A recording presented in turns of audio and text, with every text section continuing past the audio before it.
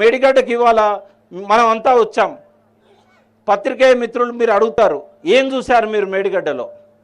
పత్రికల్లో ఏం రాయాలి? మేడిగడ్డలో బీఆర్ఎస్ నాయకులంతా వచ్చి, ఇంజనీర్లంతా వచ్చి ఏం చూశారు?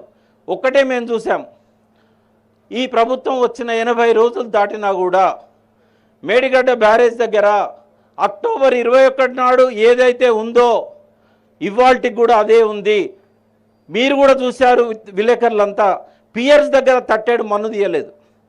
పియర్స్ కింద కదా డ్యామేజ్ అయింది అంటే దాని అర్థమైంది, ఇప్పటి వరకు ఒక్క ఎక్స్పర్ట్ కూడా నదిలో దిగలేదు, కారణాలు తెలుసుకోలేదు, దాన్ని రిపేర్ చేయాలనే ఉద్దేశమే లేదు ముఖ్యమంత్రికి అని చెప్పడానికి ఇవాళ మేడిగడ్డ సాక్ష్యంగా నిలుస్తున్నది. మేము ఇక్కడ వచ్చినాక మాకు పూర్తిగా అర్థమైంది, ఈ రేవంత్ రెడ్డి అనే ముఖ్యమంత్రి ఎన్నడూ నీళ్ల కోసం తనలాడినోడు కాదు, ప్రజల కోసం ఆలోచించినోడు కాదు, అమరవీరులకు పిడికెడు పూలు తల్లి నివాళులు అర్పించినోడు కాదు, జై తెలంగాణ అన్నోడు కాదు, జై తెలంగాణ అన్న వాళ్ళ మీద రైఫిల్ ఎక్కువ పెట్టినవాడు. కాబట్టి ఆయన రాజకీయంగా కోటి మందితోనే ఆటలు ఆడుకోవాలనుకుంటున్నాడు. ఇవాళ 20 జిల్లాలకు కాళేశ్వరం దిక్కు అయితే మొత్తం కాళేశ్వరంకు మేడిగడ్డ దిక్కు.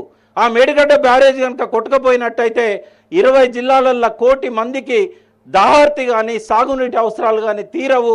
చరిత్ర ఎప్పటికీ కూడా ఈ సీఎంను కానీ ఇప్పుడున్న ప్రభుత్వాన్ని క్షమించవు. మళ్ళీ ఒకసారి పునరాలోచన చేసి, ఇవాళ కాలం ఆల్రెడీ దాటిపోయింది, ఇవాళ 3 నెలలే మిగిలింది. మనకు శ్రీహరి గారు చెప్పారు, హరీష్ రావు గారు కూడా చెప్పారు. ఈ 3 నెలల్లో ఏం చేయవచ్చు? నిజంగా కేసీఆర్ గారే ఉండి ఉంటే ఏం చేసేవాడో నేను చెప్తాను.